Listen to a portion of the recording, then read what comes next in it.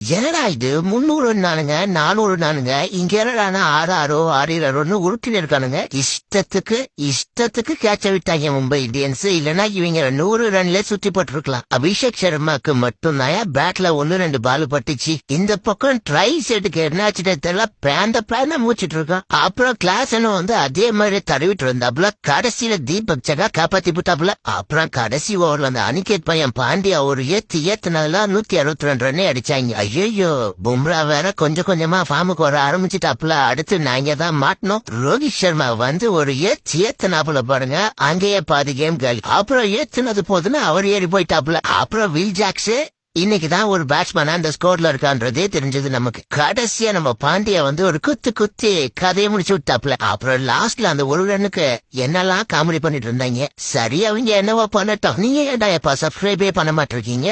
Subscribe பண்ணிட்டு போங்க மறக்காம.